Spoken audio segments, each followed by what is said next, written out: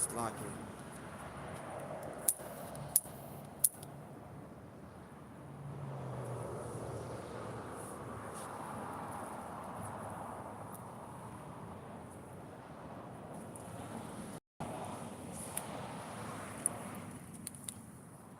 All right, Shalom.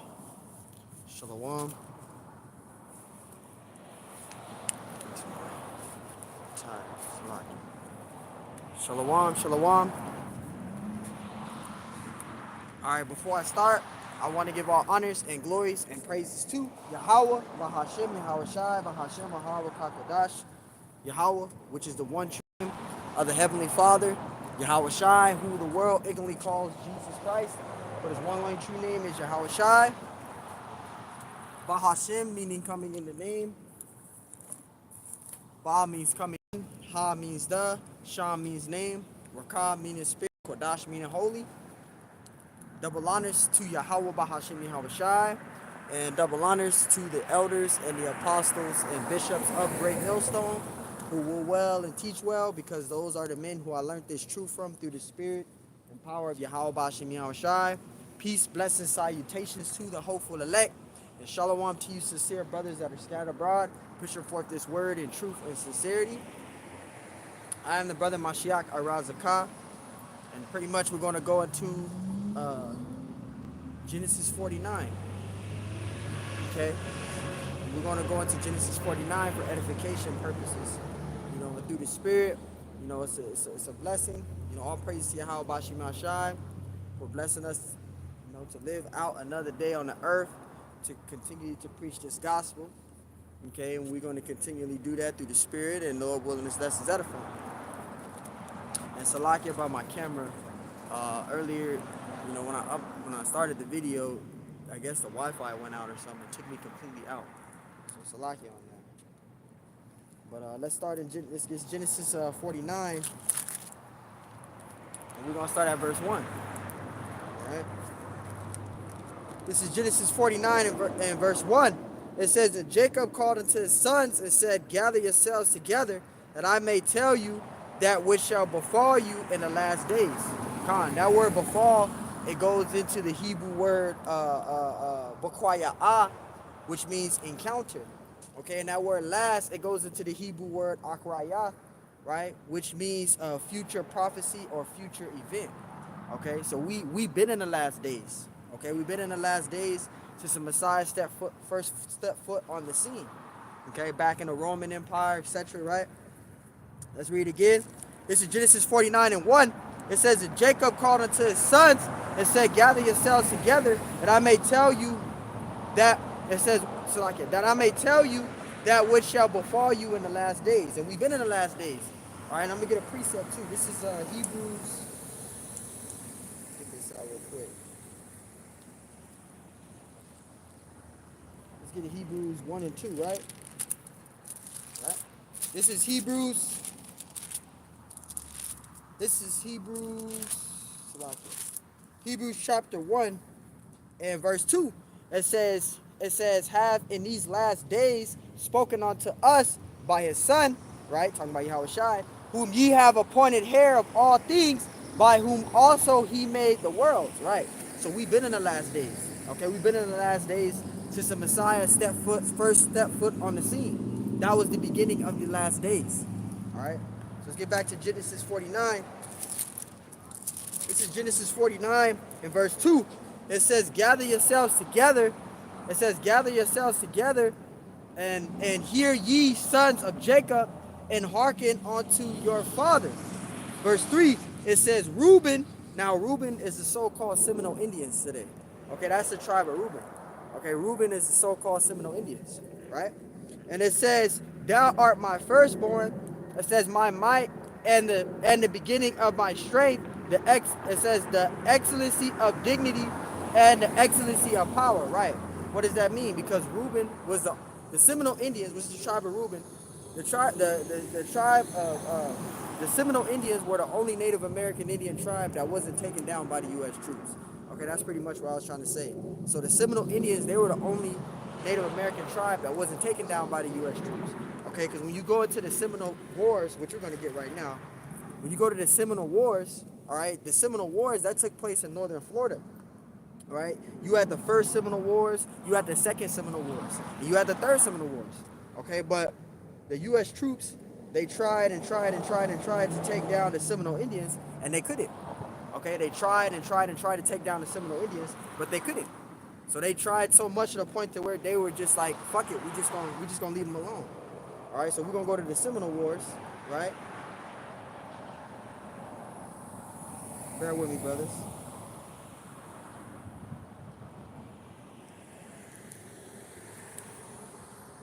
All right, we're gonna go to the Seminole Indian Wars, right?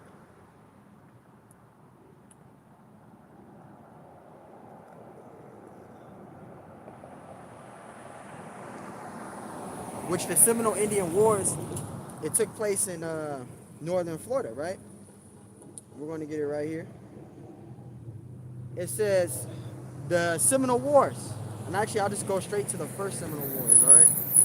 And it says the first Seminole War, it says back when Britain controlled Florida, it says the British often incited Seminoles against American settlers who were migrated south into Seminole territory. It says these old conflicts combined with the safe haven.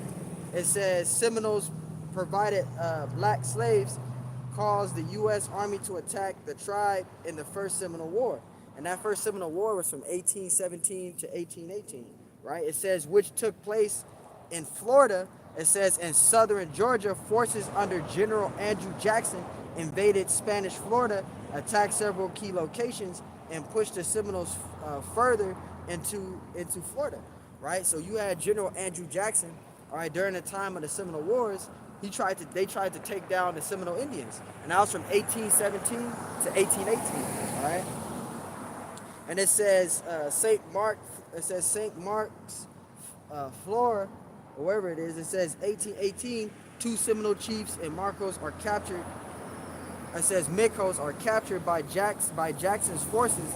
It says who used the ruse of flying the British flag to lure the Indians to them. So they took captive two of the Seminole Indian chiefs to try to lure them out of the area, because the area where the Seminole Indians were located, that was in a swampy area. All right, if you look at Florida, northern Florida is a very swampy area. So they couldn't locate where they were at. They didn't know where the Seminoles were. So what they did was they took captive their chiefs and tried to lure the Seminole Indians out of the area so they could be able to take them down. But it didn't work. All right, it didn't work. It says, we get down, let's read down because this can get really long. So we read down, it says finally, after several official and unofficial U.S. military expeditions into the territory, Spain finally decided, it says, ceded Florida to the United States in 1821, according to the terms of Adams-Onis Treaty. All right, so pretty much they tried to take the Seminole Indians down, and they couldn't take them down. All right, you could go into the second Seminole Wars, which the second Seminole Wars took place in 1832 to 1835, and then you had the third Seminole Wars that took place in 1855 to 1858. So they tried to take down the Seminole Indians, and they couldn't. All right, they tried to the point where they said, forget it, we just gonna leave them alone. But the tribe of Reuben is the so-called Seminole Indians, and the Seminole Indians is the only Native American tribe that wasn't taken down by the U.S. troops. Okay. Let's go. Let's read it again. This is Genesis 49:3. It says, Reuben, thou art my firstborn, my might, and the beginning of my strength, and the excellency of dignity, and the excellency of power. Verse 4, it says, unstable as water, thou shalt not excel, because thou wentest up into thy father's bed, and then defilest thou it. It says, he went up to my couch, right? He slept with his father's concubine. All right? And we can get that in Genesis, I think it's 35. Reuben slept with his father's concubine. All right, he broke the commandment, which we're going to get right now. This is Genesis 35:22, and it says, and it came to pass when Israel dwelt in that land that Reuben, it says, and that Reuben went and lied with Bilhah, his father's concubine, and Israel heard it. It says, now the sons of Jacob were 12. See, so Reuben, he pretty much broke the commandment. He slept with his father's concubine. Okay, so let's get another precept. We're going to go to Deuteronomy 33 really quick, right? Let's get that. And then we'll go back to Genesis 49. This is Deuteronomy 33, and start at verse 6. Shall I start at 6? Yeah, we'll start at 6. And it says, let Reuben live and not die, and let not his men be few. Right. So again, going back to Deuteronomy, not Deuteronomy, Genesis 49. So the tribe of Reuben is the so-called Seminole Indians. Okay, that's the tribe of Reuben. All right. And Reuben, the Seminole Indians were the only Native American tribe that wasn't taken down by the U.S. troops. Okay. So let's go to our next one.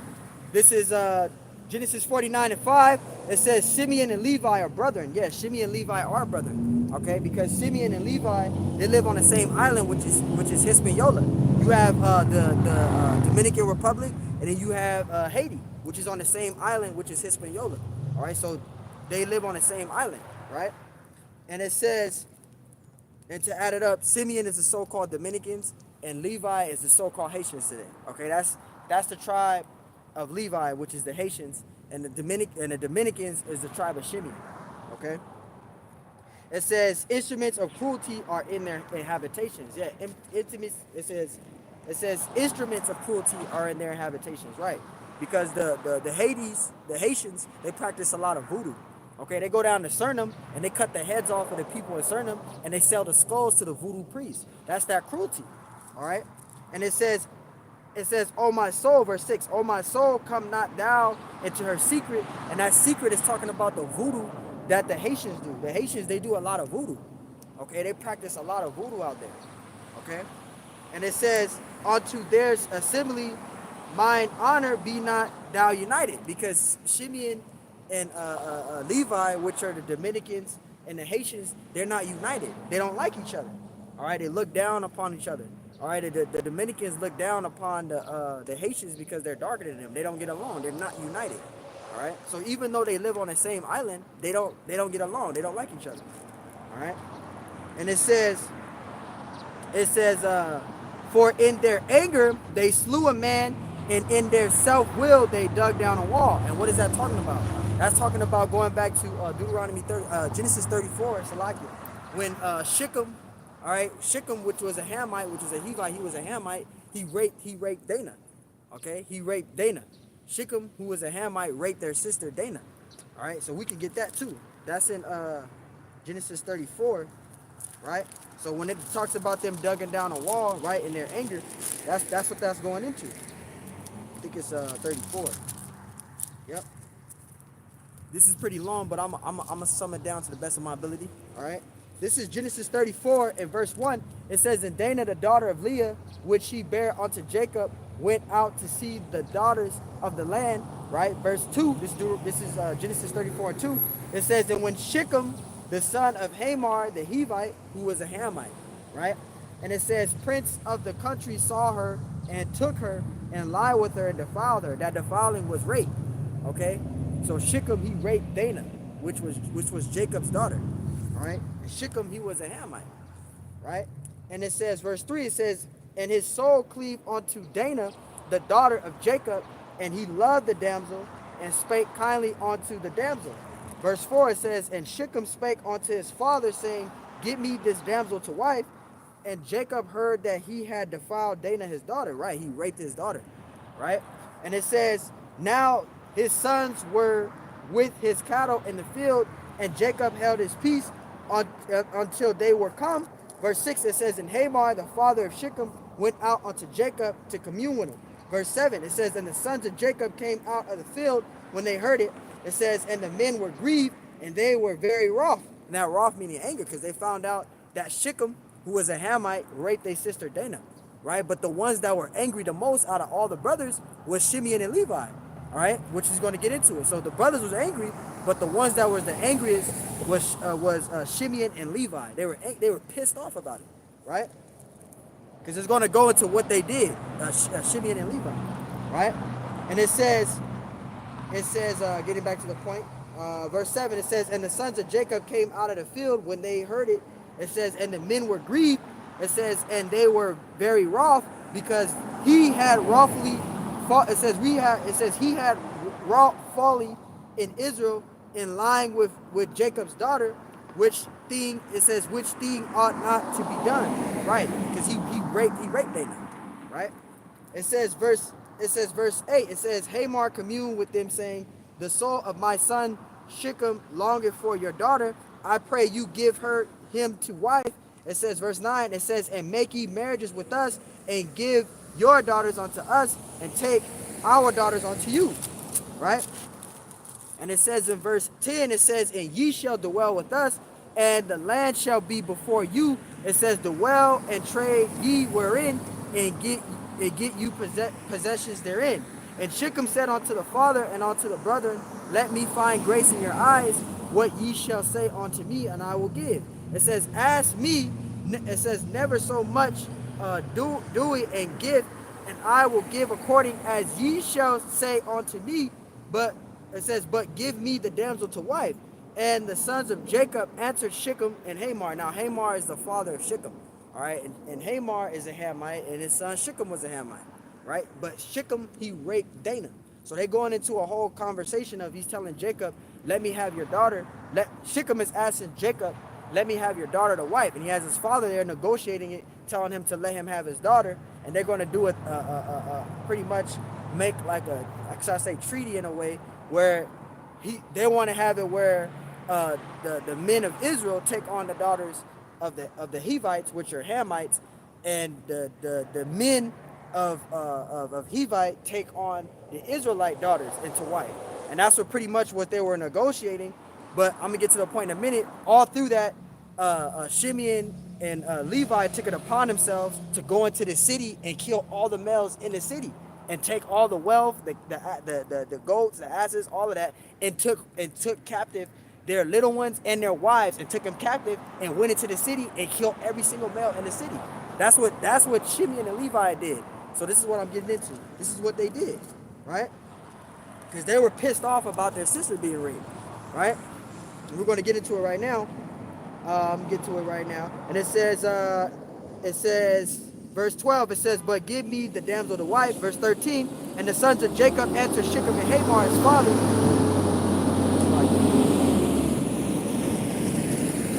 And it says, the sons of Jacob answered Shechem and Hamor his father deceitfully, and said, because he have defiled Dinah their sister. You see that? He raped her, right? Shechem did.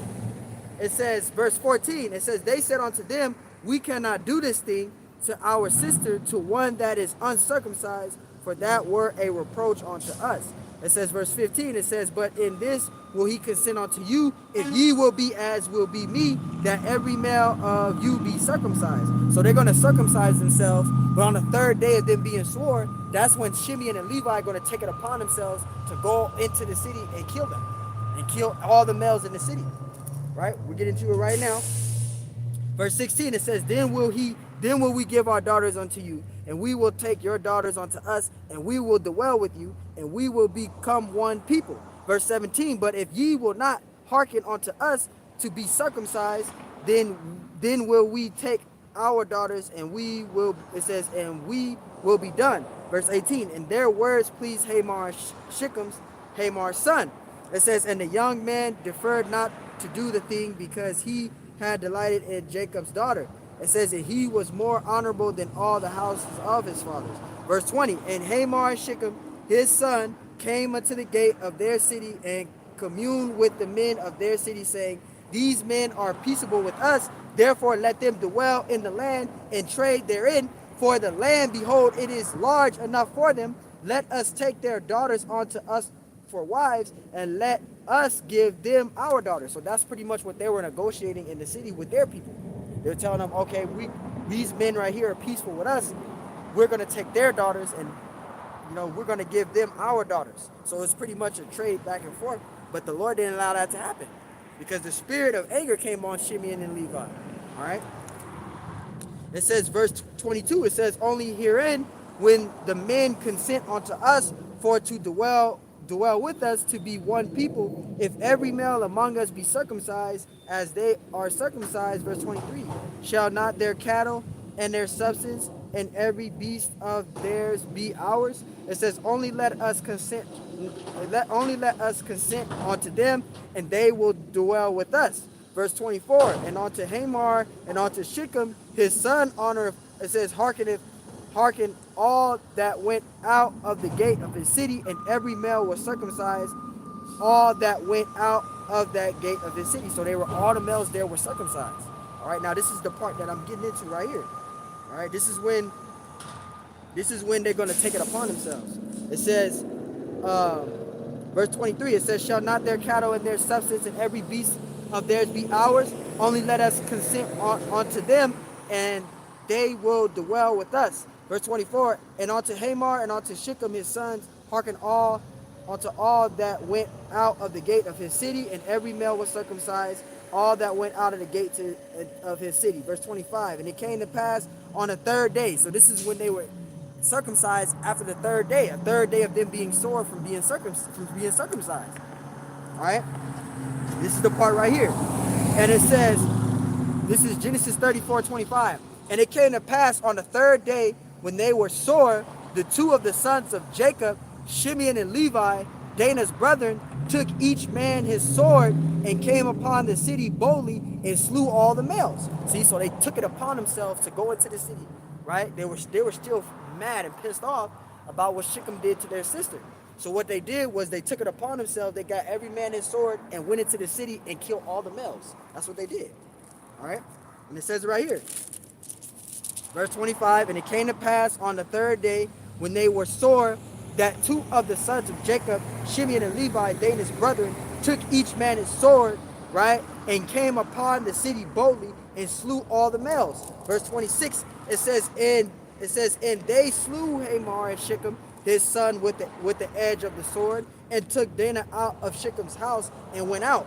Verse 27, it says, the sons of Jacob came upon the slain and spoiled the city because they had defiled their sister. So Shimeon and Levi took it upon themselves to go into the city with a lot of men with swords and pretty much kill all the males. They killed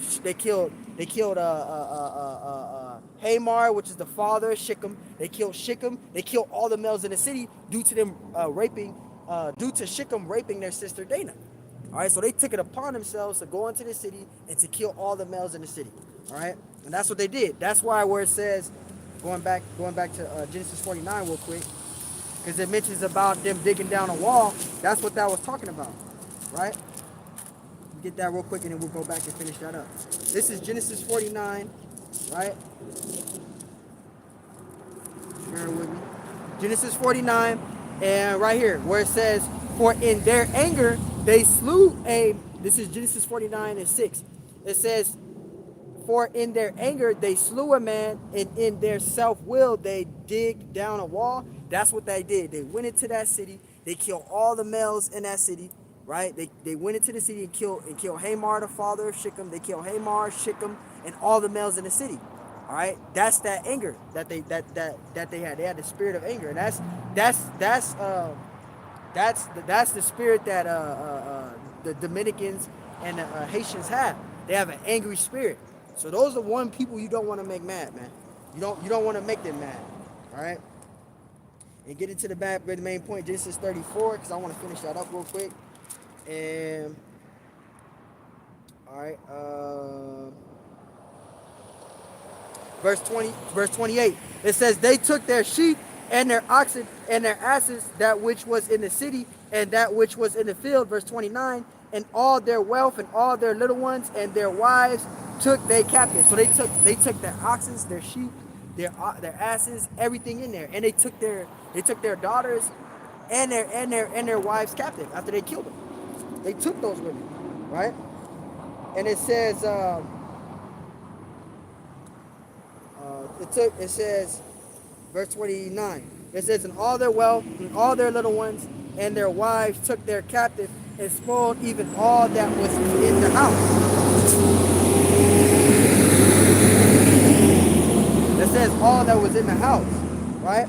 And it says, verse 30, and Jacob said unto Shimeon and Levi, it says, ye have troubled me to make me to stink among the inhabitants of the land, among the Canaanites and the Perizzites, and I being few in number.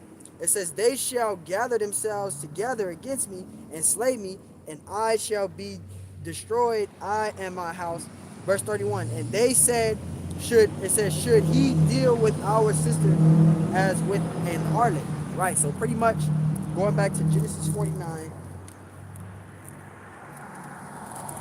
we had to read that. I know that was long, but we had to read that so people can know what that means. Genesis 49:6, it says, O my soul, come not thou into their secret, unto their assembly, mine honor, be not thou united. For in their anger they slew a man, and in their self-will they dig down a wall. And that was going into Hamar and Shechem. All right, when Shechem raped Dana, all right, and wanted her as a wife. Shechem wanted Dana as his wife, and they did the negotiation with Jacob. And the brothers heard of the situation of their sister being raped, but the ones that had the most anger the most was Shimeon and Levi. All right, so Shimeon is the so-called Dominicans today, right? And tribe of Levi is the Haitians today. All right, they have the spirit of anger. Those are the ones you do not want to piss off, man. You never want to piss off the damn Dominicans and the Haitians. Okay, the Dominicans is the tribe of Shimeon today, and the Haitians are the tribe of Levi today. And that's where Moses is. Moses, if he was dwelling on the earth today, he'll be taught as a Haitian. He's of the tribe of Levi. All right.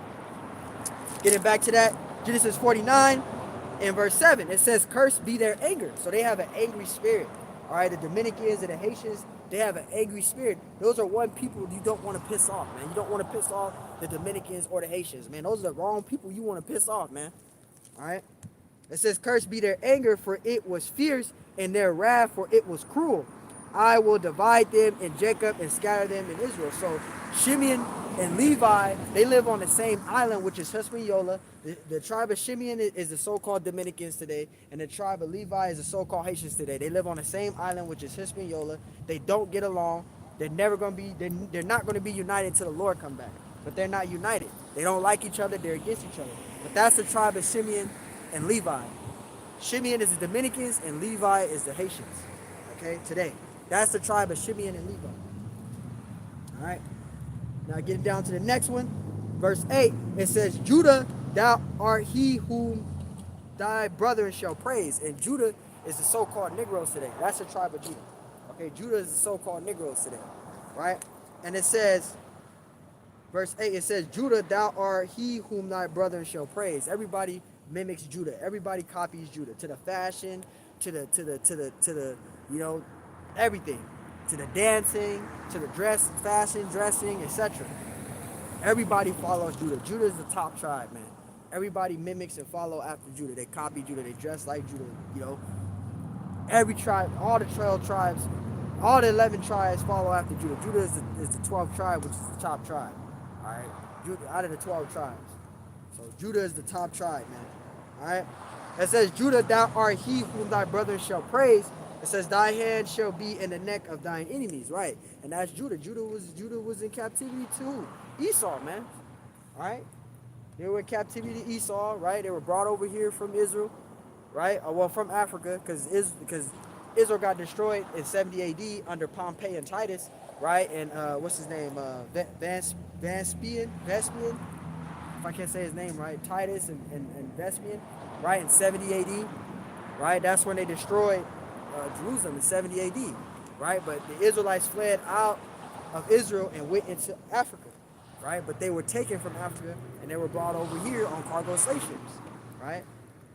And that's where that came in at. And so-called Negroes was in captivity. And then there's just the so-called Negroes, all the 12 tribes was in captivity, all right? And we were scattered abroad throughout the four corners of the earth. And we're still in servitude today, okay? So the tribe of Judah is the so-called Negroes, all right? They've been in the neck of their enemies, all right? It says, Judah, thou art he whom thy brethren shall praise. Thy hand shall be in the neck of thine enemies, right? It says, thy hand shall be in the neck of thine enemies. Thy father's children shall bow down before thee, right? And when it says thy father's children shall bow down before thee, that's going into all the tribes bowing down before Judah. Okay, all the tribes are gonna bow down before Judah because Judah is the top tribe. Okay, so all the tribes are gonna bow down before Judah because Judah is the top tribe. All right. And it says, um, verse 9, it says, Judah is a lion's whelp from the prey, right? And who's the prey? That's Esau. Esau's that prey, right? Let's go to 1 Kings 15:16, right? We're going to give an example. Esau's that prey.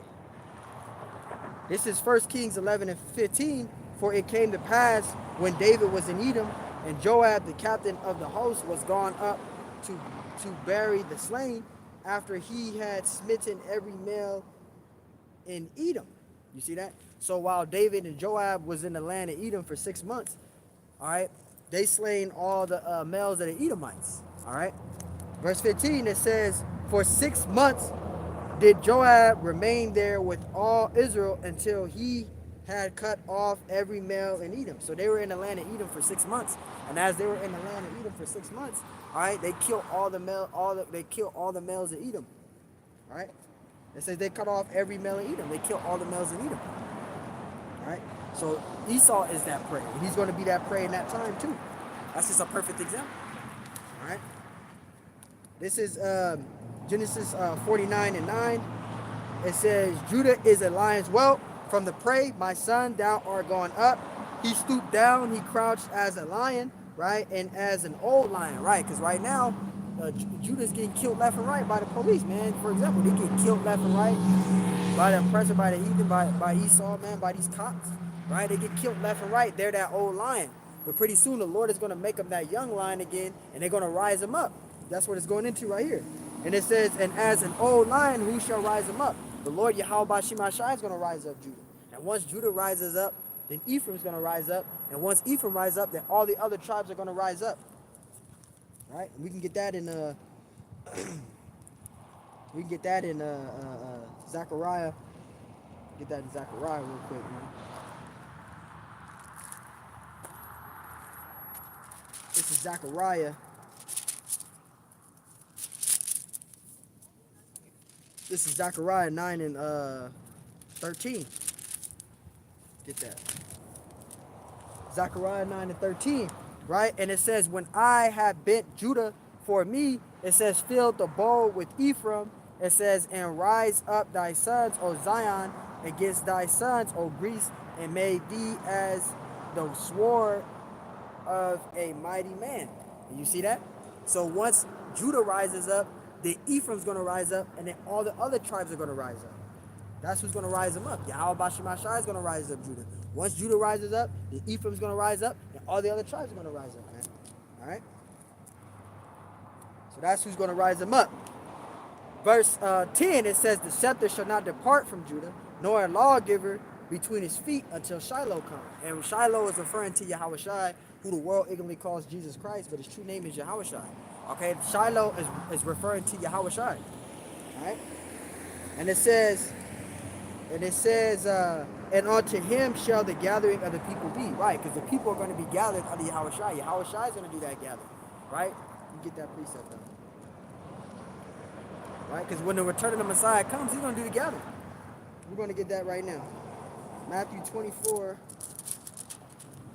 and verse 31.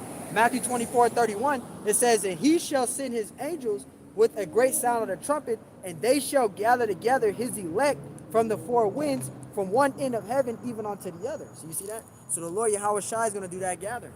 All right, he's going to gather the elect. Okay, when the Lord makes his second coming, he's going to gather the elect of the nation of Israel. That's where that gathering is going to come in. Yahweh Shai is going to do that gathering. He's going to send, he's going to use the angels to do the gathering. He's going to gather the elect of the nation of Israel. All right, so when it says right here, verse 10, it says, the scepter shall not depart from Judah, nor a lawgiver between his feet until Shiloh come, and unto him shall the gathering of the people be, because Yahweh Shai is going to do that gathering. We just read that in Matthew 24:31, right? And it says, verse 11, it says, binding his fowl onto the wine, and his ass's coat onto the choice vine. It says, he washed his garments in wine, and his clothes in the blood of grapes. And this is talking about the Messiah. This is talking about Yahweh Shai as well. Which Zechariah the prophet, he mentioned the Messiah riding on that ass and that colt. Which an ass is a donkey and a colt is a baby donkey. Which we could get in Zechariah 9:9. Right? This is Zechariah 9:9, right? And it says, Zechariah 9:9, and it says, rejoice. It says, rejoice greatly, O daughter of Zion. Shout, O daughter of Jerusalem. Behold, thy king cometh unto thee. He is just, having salvation, lowly, and riding upon an ass. An ass is a donkey, right? And it says, and upon a colt, which is a baby donkey, the foal of an ass. And this is a prophecy. This is a prophecy given by Zechariah the prophet. He was talking about the Messiah. We can prove that in Matthew. We go to Matthew 2. That's Zechariah speaking there. That's why it's repeated again. And I think it's Matthew 21, which I'm gonna get right now. Yep, it's Matthew 21. And we're gonna read from verse 1 on down to verse 7. Right? Matthew 21. Let's get it. This is Matthew 21 and verse 1. And it says, and when they drew nigh unto Jerusalem and were come to Bethphage unto the Mount of Olives, then sent Yahushua 2 disciples. So Yahushua sent out 2 of his disciples. All right. And he sent out 2 of his disciples to get that ass and that colt, which that ass is a donkey, and that colt is a baby donkey. Right? Verse 2, it says, saying unto them, go into the village. It says, go into the village over against you, and straightway ye shall find an ass tied and a colt with him. See that? So he sent out 2 of his disciples and told them where to go, what place to go to, right? And to get that ass and that colt, right? And it says, bring them unto me. Verse 3, and it says, if any man say aught unto you, ye shall say, the Lord have indeed. It says, the Lord have need of them. It says, and straightway he will send them. Verse 4, and it says, all this was done that it might be fulfilled, which was spoken by the prophet, saying, and that prophet that was saying was Zechariah the prophet, which we just read in Zechariah 9 and 9. Okay, so that he was talking about Zechariah the prophet here, right? And it says, verse 4, all this was done that it might be fulfilled, which was spoken by the prophet, talking about Zechariah the prophet, which we read in Zechariah 9 and 9. He was talking about the Messiah, right? So that's a prophecy given by Zechariah the prophet, right? And it happened, right? And it says, verse 5, it says, tell ye the daughter of Zion, behold, thy king cometh unto thee, meek and sitting upon an ass, and a colt, the foal of an ass. You see that? So that's talking about the Messiah, man. Right? And it says, verse 6, and the disciples went and did as Yahushua commanded them. He said, bring me an ass and a colt. And he sent out 2 of his disciples, and they did just that. Right? Verse 7, it says, and brought the ass, which is the donkey, and the colt, which is the baby donkey, and put on them their clothes, and they set him thereon. So now, when we go back to Genesis 49, right, and we read this, verse 11, binding his fowl unto the vine, right, and his ass colt unto the choice vine, he washed his garments in wine, and his clothes in the blood of grapes. That's talking about the Messiah. That's talking about Yahushua. We read that in Zechariah 9 and 9, and we read that in Matthew 21, 1 through 7. So, yeah, that's talking about the Messiah there. All right? Verse 12, it says, his eyes shall be red with wine, right? Because the Messiah drank a lot of wine. He was a wine bibber. He was an alcoholic. He drank a lot of wine. Now, when we say that, these wacky-tacky Christians get upset. Oh, he didn't drink alcohol. They drunk wine. They drunk alcohol. He was alcohol. He was a wine bibber. He drank a lot of wine. That's why his eyes was red, man. He wasn't drinking no damn grape juice with them little ass crackers that you guys be drinking in the church. Have eaten in the church. All right? He was drinking actual wine. He drunk a lot of wine, man. Okay? He was alcoholic. He drank a lot of wine. And it says, verse 12, his eyes shall be red with wine and his teeth white with milk. And this is where the misconception get, because you got a lot of people, they'll read his teeth white with milk and they think he's talking about his actual teeth, but that's not what that scripture is talking about. All right, that teeth white with milk, that's referring to the sincere milk of the word. All right? So we're going to read that and we're going to prove that. That's in 1 Peter, I believe it's 1 and 2. Or I think it's 2 Peter 2 and 2. But I'm going to get it out right now. Let me read it again. Genesis 49 and 12, it says, his eyes shall be red with wine and his teeth white with milk. So that teeth white with milk, that's talking about the sincere milk of the word. That's talking about the word. Right? So let's get it. This is, get it right here. This is 1 Peter 2 and 2. So it's 1 Peter 2 and 2. 1 Peter 2 and 2. It says, as newborn babes desire the sincere milk of the word, that ye may grow thereby. So it's the word. So that's what that's talking about. It's not talking about his actual teeth. It's talking about the word. All right, this truth. The word is written of Yahweh Shai, right? Psalms 40:7. All right, the word is written. The word is written of me. I come in the volume of the book. It is written of me. That's talking about Yahweh Shai, which is the word. The word is written of Yahweh Shai. The sincere milk of the word. So that teeth being white with milk, that's referring to the word, this truth, which is of Yahweh Shai. The word is of Yahweh Shai. The word is Yahweh Shai. All right. Continue going back. This is Genesis 49 and verse 13. And it says, Zebulun shall dwell at the haven of the sea, and he shall be for a haven of ships. And Zebulun is the Panamanians and the Guatemalans. That's the tribe of Zebulun. And when it talks about Zebulun shall dwell at the haven of the sea, and he shall be for a haven of ships, that's talking about the Panama Canal. Because the Panama Canal, that's where all the ships go to bring their cargo, resources, all that things through the Panama Canal to make a shortcut to go to their destination instead of going all the way around. So they go through the Panama Canal, all right? Which the Panama Canal, that's where all the ships and cargoes go through, right? So that's what that's talking about. But Zebulun is the Panamanians and the Guatemalans today. That's the tribe of Zebulun. The Panamanians and the Guatemalans, that's the tribe of Zebulun. All right.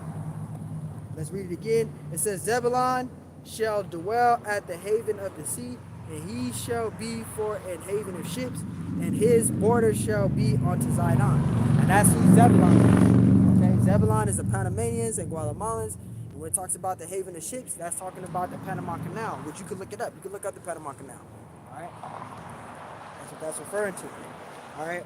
And it says, verse 14, Issachar is the strong ass crouching down between two burdens, because the crouching down between the two burdens, because that's talking about South America and North America. They're between the two burdens. All right. And Issachar is the so-called Hispanics, aka Mexicans, as you want to call them. Mexicans, aka Hispanics or Latinos. That's the tribe of Issachar, the so-called Mexicans today, the so-called Hispanics today. Okay, that's the tribe of Issachar, right? And it says, verse 15, and he saw that rest was good, and the land that it was pleasant, and bowed his shoulder to bear, and became a servant unto tribute, right? Because Issachar, the so-called Hispanics, they do a lot of working, man. They can work 3, 4, 5 jobs, man. They can do this job, they can be a janitor, and they can be over here selling ice cream, they can be over there selling tamales, they do construction, they do a lot of stuff. All right, Issachar, they be working 3, 4 jobs, man.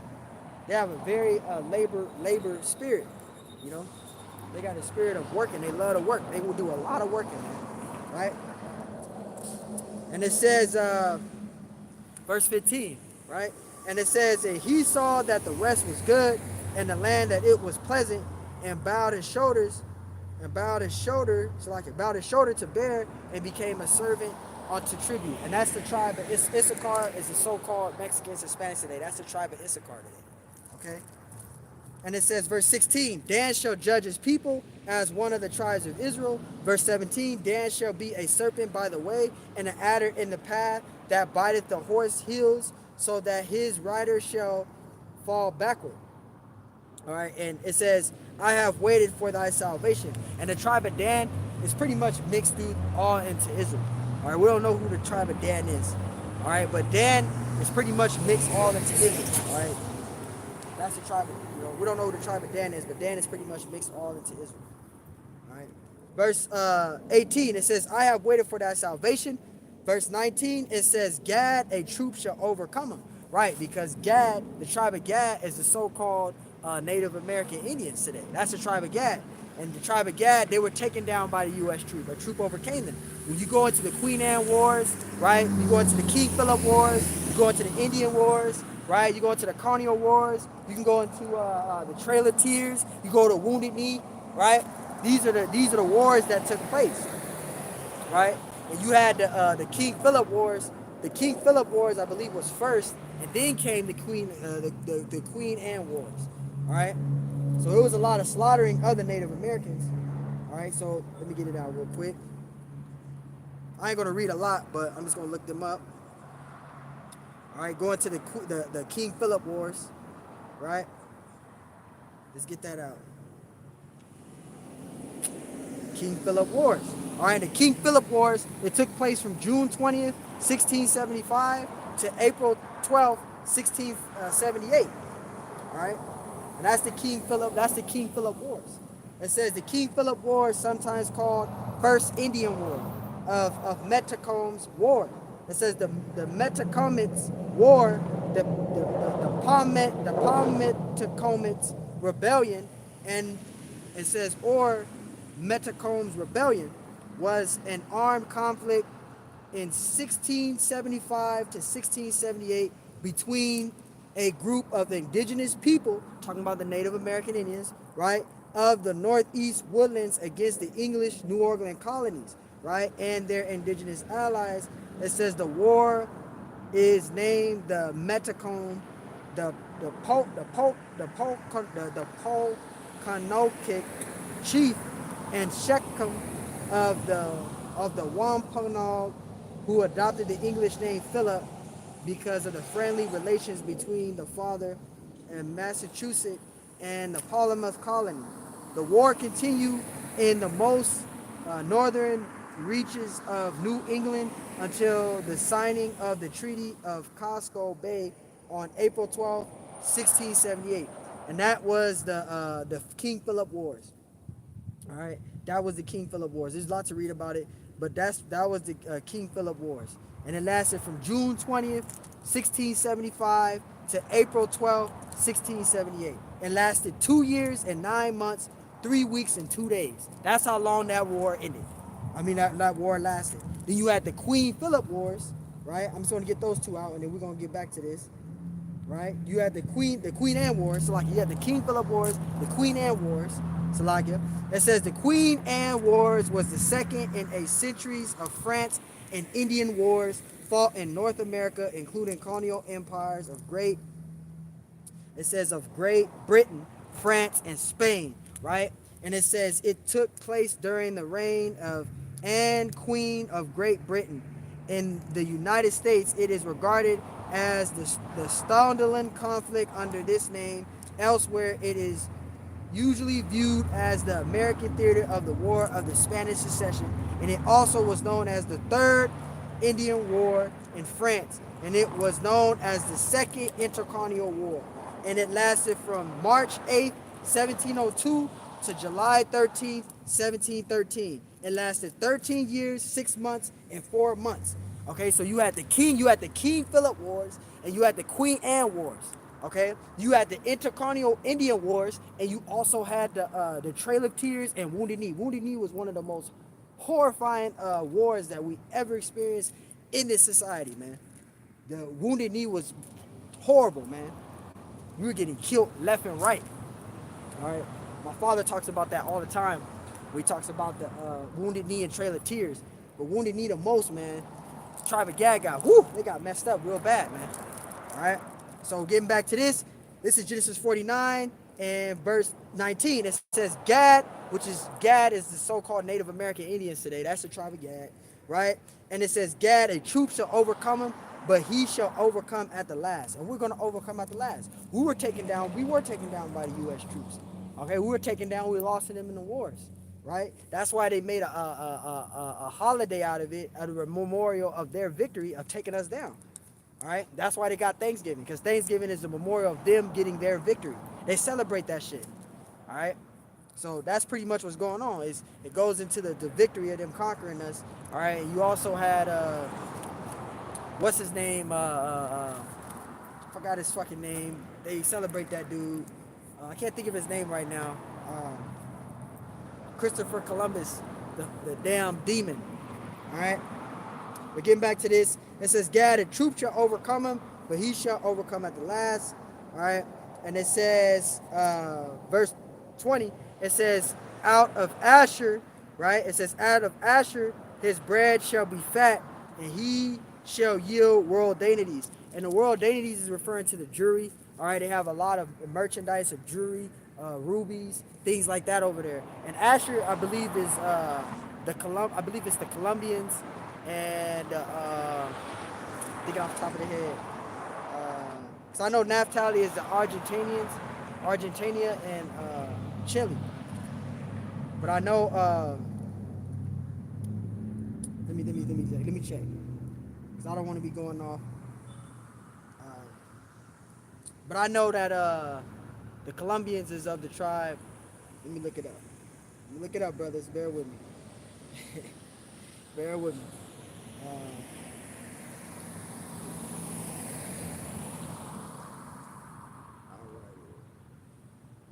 Bear with me.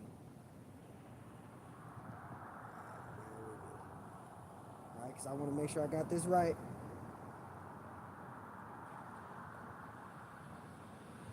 Okay, bear with me, y'all. Always want to make sure I'm right. I don't want to be wrong on a line. All right. Salaki, because I'm going off the top of the head with everything. So, here it is. All right. Yeah, so the tribe of Asher is the Colombians and. Oh, that one's good. Yeah, the tribe of Asher is the Colombians and Ugaranians. That's the tribe of Asher, Salaki.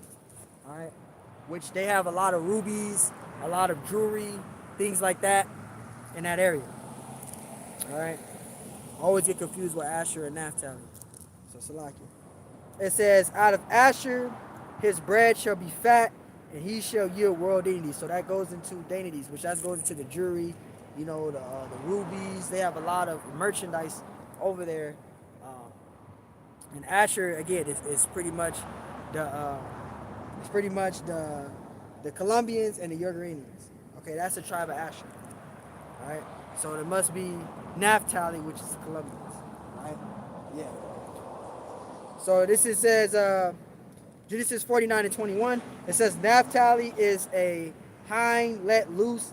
He giveth goodly words. And Naphtali is the Colombians and no. Naphtali is the Argentinians to Chile, and Asher is the Colombians and Ugaranians. Salaki. So Naphtali is the Argentinians and Chile, and Asher is the Colombians and Ugaranians. Salaki. So that's the tribe of Naphtali. Naphtali is the Colombians. No, Naphtali is the Argentinians and Chile, and Asher is the Colombians and Ugaranians. Salaki. I always get confused with those two. Continuing, this is Genesis 49:22, and it says Joseph is a fruitful bow, even a fruit bow by the well, whose breaches run over the wall. Verse 23, it says the archers have surely grieved him and shot at him and hated him. Verse 24, but his bow abode in strength, and his arms and the arms of his hands were made strong by the hands of the mighty power of Jacob. From hence is the shepherd, right? The stone of Israel. Verse 25, it says, even by the Most High of thy Father, who shall help thee, and by the Almighty, who shall bless thee with the blessings of heaven above the blessings of the deep that lieth under the blessing, and it says, of the breast and of the womb. Verse 26, it says, the blessing of thy father hath prevailed above the blessing of the progenitors unto the utmost bound of the everlasting hills. It says, they shall be on the head of Joseph, and on the crown of his head of him that was separate from his brethren. Right, and Joseph is the tribe of Ephraim. Now, when you read Genesis 49, people, I get a lot of questions all the time about Genesis 49. They say, I see Joseph is Ephraim, and he's up there, but where Manasseh come in at? Because Manasseh is not on Genesis 49. Well, you got to go to Genesis 48, which we're going to go right now. All right, now Manasseh and Ephraim, they come from the line of Joseph. Those are Joseph's sons. So Jacob, who's Joseph's father, took Ephraim and Manasseh and claimed them as his own sons. You got to go to Genesis 48 for that. Because if you read Genesis 49, you're going to read about Joseph, but you're not going to see Ephraim and Manasseh there. Because Ephraim and Manasseh, those are Joseph's sons. All right, so we're going to get that right now. Proving on what I'm saying. Genesis 48 and verse 1. It says, and it came to pass after these things that one told Joseph, behold, thy father is sick, and he took with him his two sons, Manasseh and Ephraim. And Manasseh, those are the Cubans today. That's the tribe of Manasseh. The tribe of Manasseh is the Cubans today. All right? It says in Ephraim, and Ephraim is the so-called Puerto Ricans today. So the Cubans and the Puerto Ricans, they're considered Taino Indians. Okay, that's originally what they're called, the Taino Indians. All right, the Cubans and the Puerto Ricans, they're Taino Indians. Okay, they're Taino Indians. That's what they originally called, but they call Puerto Ricans and Cubans. All right, but they're actually Taino Indians, and they come from the line of Joseph. Okay, Joseph is the father of Manasseh and Ephraim. All right, this is Genesis 48:1, and it came to pass after these things that one told Joseph, "Behold, thy father is sick. Thy father is sick." And he took with him two sons, Manasseh and Ephraim. See, Manasseh and Ephraim are the sons of Joseph. Manasseh and Ephraim are the sons of Joseph. Okay, you have Manasseh, which is the so-called Cubans today, and you have Ephraim, which is the so-called Puerto Ricans today. They are they are the line of Joseph. Okay, those are Joseph's sons. So when you read Genesis 49 and you don't see Manasseh and Ephraim there, it's because they're Joseph's sons. Okay. So when you go to get Manasseh, like where does Manasseh and Ephraim come in? Read Genesis 49. And Shalom. Yahweh Shema Shai Barakatah. Shalom to you brothers, man. The water for tuning in. And bless your household 100-fold. Right? This is Genesis 48. And let's get it. Genesis 48. And we start at verse 2. And it says, "And one told Jacob and said, Behold, thy son Joseph cometh unto thee. And Israel strengthened himself and sat upon the bed." Verse 3. "And Jacob said unto Joseph, Power Almighty appeared unto me at Luz in the land of Canaan and blessed me." Verse 4. "And said unto me, Behold, I will make thee fruitful and multiply thee, and I will make of thee a multitude of people, and will give his land to thy seed after thee for everlasting possession." Verse 5. Now this is the part that I'm talking about. "And now thy two sons, Joseph's sons, right? Ephraim and Manasseh, see, which were born unto thee in Egypt, in land of Egypt, before I came unto thee into Egypt, are mine." So he took Ephraim and Manasseh, which Ephraim and Manasseh, their father is Joseph. Jacob claimed Ephraim and Manasseh and took them as his own, claimed them as his own children, which makes up the 12 tribes. Okay, so that's where you get Manasseh and Ephraim from. Manasseh and Ephraim come from Joseph, which is Joseph's son. They come from Joseph. All right. So Jacob, while he was sick, he told Joseph, "I'm claiming your sons and taking them as my own children." So Manasseh and Ephraim, they come from Joseph, but Jacob claimed Ephraim and Manasseh, which is Joseph's sons, as his own children. That's what he did. So they make up the 12 tribes of nation Israel. So that's where Manasseh and Ephraim comes in at. Okay? And it says, Genesis 48:5, "And now thy two sons, Ephraim and Manasseh, which were born unto me in the land of Egypt before I came unto thee into Egypt, are mine. As Reuben and Shimeon, they shall be mine." So he took Joseph's sons and he claimed them as his own sons. So that's where when you read Genesis 49, you don't see Manasseh and Ephraim up there because they're Joseph's sons. But they make up the 12 tribes because Jacob claimed Ephraim and Manasseh as his own children. Okay? So again, Manasseh is the so-called Cubans today, and the so-called Puerto Ricans, which is the tribe of Ephraim, are the so-called Puerto Ricans today. So you have Manasseh, which is the Cubans. Manasseh the Cubans are the tribe of Manasseh, and the Puerto Ricans are the tribe of Ephraim. Okay, so that's where they come in. All right. So the tribe of Joseph is Ephraim, and you got Manasseh, which is the Cubans, and you have Ephraim, which is the Puerto Ricans, so-called Puerto Ricans. All right. Now get into this. Verse 27, it says, "Benjamin shall be raven as a wolf. It says, in the morning he shall devour the prey." It says, and at night he shall divide the spoil. And the tribe of Benjamin is the so-called Jamaicans today, which is the West Indians. You also have Trinidad. You also have Belize. All right, that's all the tribe of Benjamin. There's many more, but I'm just naming a few. But that's the tribe of Benjamin. Okay, the tribe of Benjamin is of those people. All right, but mainly the Jamaicans today. Okay, the Jamaicans are the tribe of Benjamin. So Apostle Paul, if he was the one on the earth today, he'll be tied as a Jamaican. He comes from the line of Benjamin. Okay, it says, "Benjamin shall raven as a wolf. In the morning he shall devour the prey, and at night he shall devour the spoil." and that's the tribe of Benjamin. The tribe of Benjamin is the so-called Jamaicans today. All right, and I think I am. Let me go back to Deuteronomy 33, actually, because I think I didn't read some of them real quick. Salakia. This is Deuteronomy 33, and I might have missed it.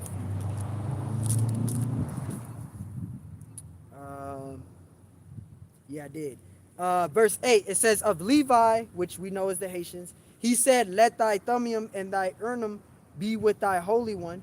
It says, whom thou didst prove at Mesa, and with whom thou didst strive at the waters of Meribah, which we know Levi again is the Haitians. All right. And then Benjamin, here we go. Deuteronomy 33 and 12, it says, and of Benjamin he said, the beloved of the Father shall dwell safety by him, and the Lord shall cover him all the day long, and he shall dwell between his shoulders. All right, and with Benjamin again is the Jamaicans today. That's the tribe Benjamin. All right. Now let's read this off. And it says, because now once we read to verse 28 to 33, that's pretty much summing it all up. Jacob winds up passing away, and they wind up burying him where he wants to be buried, where his wife is at, where his forefathers is buried, and pretty much Jacob winds up passing away after this. Verse 28, it says, all these are the 12 tribes of Israel, and this is it that their father spake unto them and blessed them, everyone according to his blessing he blessed them. Verse 29, and he charged them and said unto them, I am to be gathered unto my people. Bury me with my fathers in the cave that is in the field of Ephron the Hittite. See, and this is where Jacob is telling them where he wants to be placed, right? Verse 30, it says, in the cave that is in the field of Machpelah, which is before Mamre in the land of Canaan, which Abraham brought with the field of Ephron the Hittite for a possession of a burying place. Verse 31, it says, there they buried Abraham and Sarah his wife. There, it says, there they buried Isaac and Rebekah, his wife, and there I buried Leah. So he wanted to be buried where his wife was, where his forefathers was buried, and where their wives was buried. Okay, that's where Jacob wanted to be placed, right? And it says, verse 32, it says, the purchase of the field and of the cave that is therein was from the children of Heth. Verse 33, and when Jacob had made an end of commanding his sons, he gathered up his feet unto the bed and yielded up the ghost and was carried unto his people. So Jacob passed away. But he gave them a prophecy and telling them of what's going to happen in the later times, right? He told them, right? So we went into Genesis 49, man. We went into Genesis 49, and we proved and showed who the Israelites are today. Okay, the Israelites are the so-called Negroes, Hispanics, and Native American Indians that are scattered abroad throughout the four corners of the earth. All right, and we're gonna get a couple more, and I'll wrap this up. At the water for tuning in, some brothers are tuning in through the whole thing. I know that's a lot to get in, so it's a lot. I just had the Lord just put the Spirit on me to go into this. So we're gonna go into Exodus 4 and 22. Right, this is Exodus chapter 4. Bear with me. And 22. This is Exodus 4 and bear with me, 22, right? And it says, Exodus 3, Exodus 4 and 22. It says, and thou shalt say unto Pharaoh, thus saith the Lord, Israel is my son, even my firstborn. And that's who the Lord is dealing with. The Lord is dealing with the Israelites, all right, which are the 12 tribes of the nation of Israel. That's who the Lord is dealing with. That's who the Lord loves. All right, he loves Jacob, which are the Israelites, and he hates Esau, and he hates you 17 heathen nations. Okay? He hates you 17 heathen nations. He's not dealing with you, right? Let's get that out. This is Second Esdras. I think it's Second Esdras.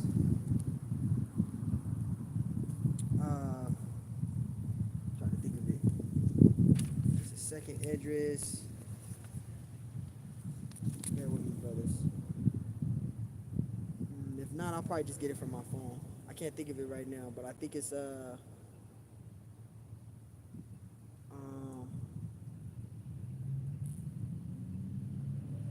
Oh, I was reading from the wrong side. My fault.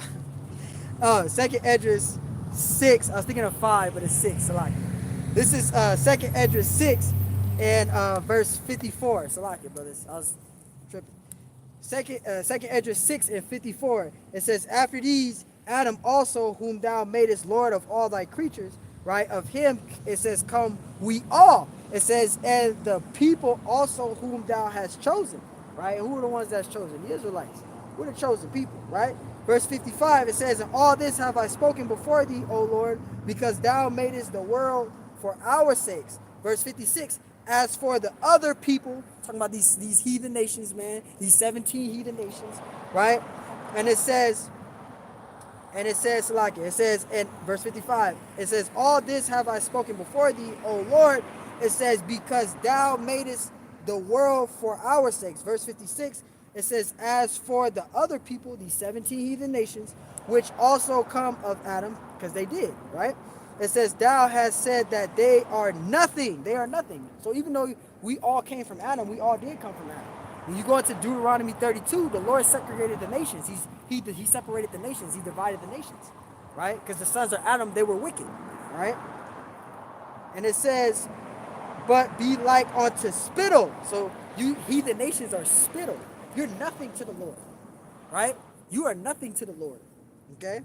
It says, and has liked the abundance of, it says, abundance of them unto a drop that falleth from the vessel. So if you spittle, and the Lord is spitting you out, he ain't going to pick the spit back up off the ground. And just for example, you spit, you're not going to pick the spit off the ground and put it back in your mouth. Spittle means nothing, man. So the Lord said, you other people, you other nations are spittle, right? You're spittle, right?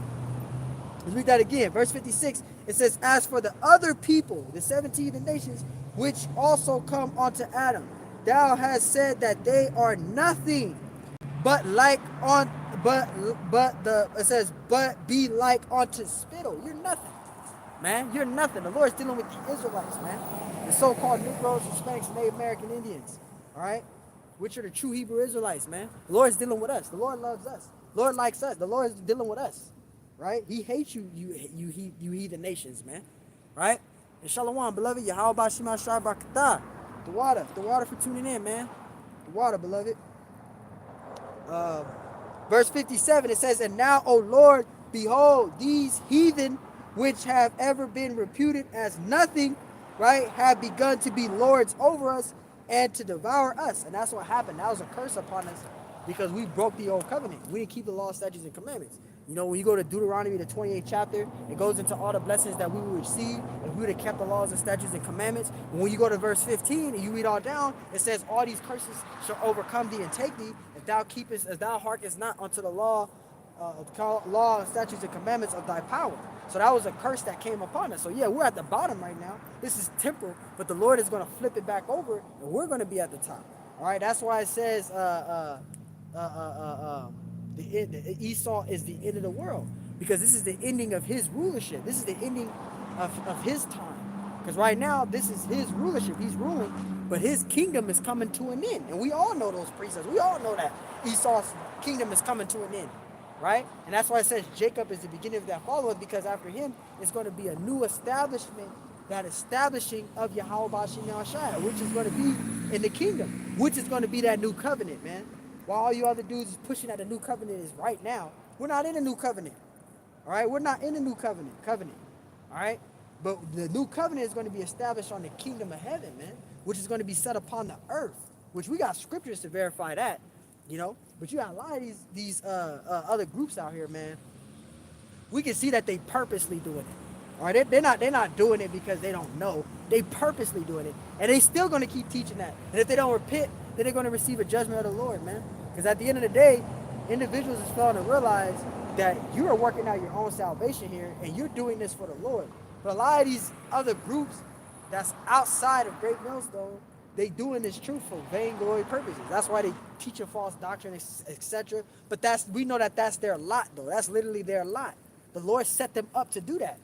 Just like what Apostle Gabar said years ago, and I keep repeating it, years ago. He said the false prophets are set up for the 2/3, right? And the true prophets are set up for the elect. And the ones that's following these groups that are purposely going off, they are set up for the elect. They're set up for the 2/3, Salakia. But the true prophets is set up for the elect. Okay? But the false prophets, they set up for the 2/3. That's why they teaching bugged out doctrines. They teaching hell doctrine. You know, that's a whole other subject, but I'm just saying in general. But getting back to this, you know, the Lord is only dealing with the Israelites, man. Lord always loved Israel, man. Right? The Lord always loved Israel. All right, let me get that. We'll wrap it up in a minute, though. I just want to get out that one precept really quick.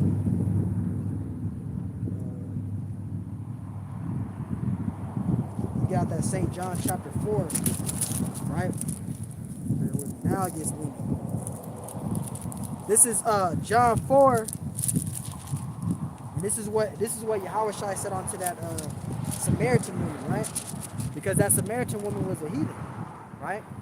Because they didn't have no, the Israelites didn't have no dealings with the Samaritans, right?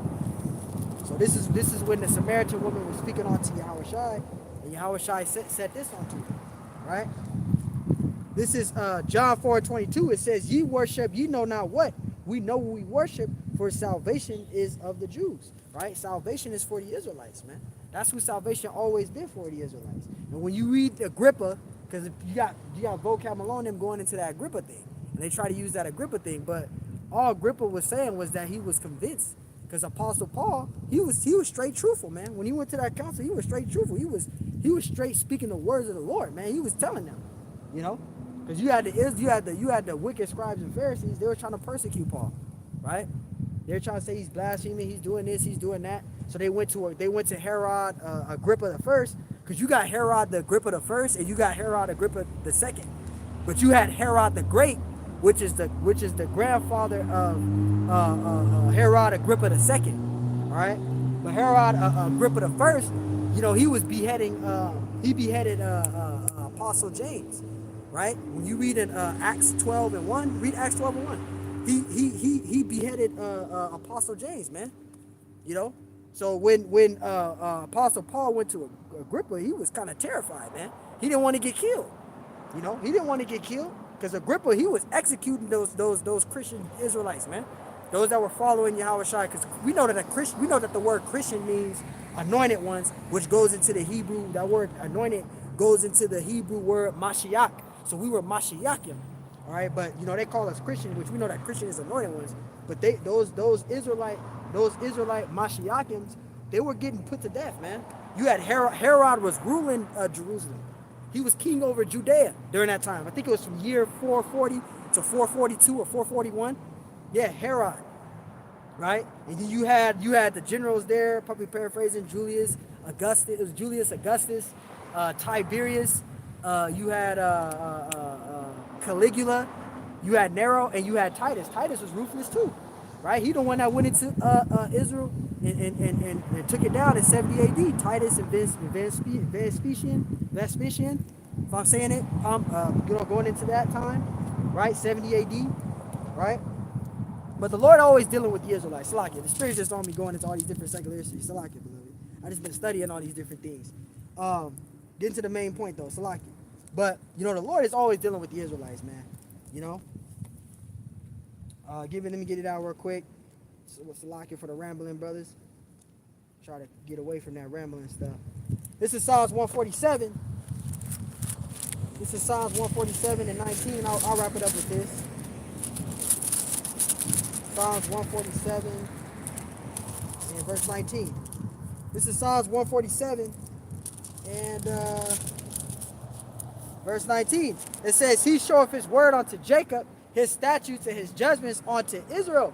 Right? It says, verse 20, it says, "He have not dealt so with any nation, and as for his judgments, they have not known them. Praise ye the Lord." Right? Because the Lord is only dealing with the Israelites. He always dealt with Israel. Right? The Lord always dealt with Israel, man. That's who the Lord is dealing with. That's who the Lord made a covenant with. That's who the promises is given to, the Israelites. You know? But you get people that get misconstrued with the scriptures. And then they try to use the Agrippa, they try to use all these things, but you got to literally understand what is being said there, you know? And it's crazy, like El Pastor was saying, because the same shit that vocab keep coming to them with the same, he coming with the same questions that they fucking answered way back in 2016. So why would you they're not going to keep going back and forth with you with the same shit. Come on, bro, you know?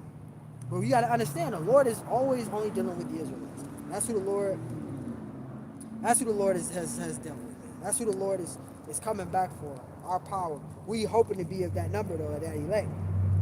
Because the Lord, He's not coming back for all Israel like people think. You got Jake's trying to save every single Israelite of the world, and that's kind of contradicting prophecy. Because 2/3 have to be put to death. We know that. I like it, brothers. I know I was gonna say I was gonna wrap it up, but let me just get this last piece about. This is Deuteronomy. It's windy out here today.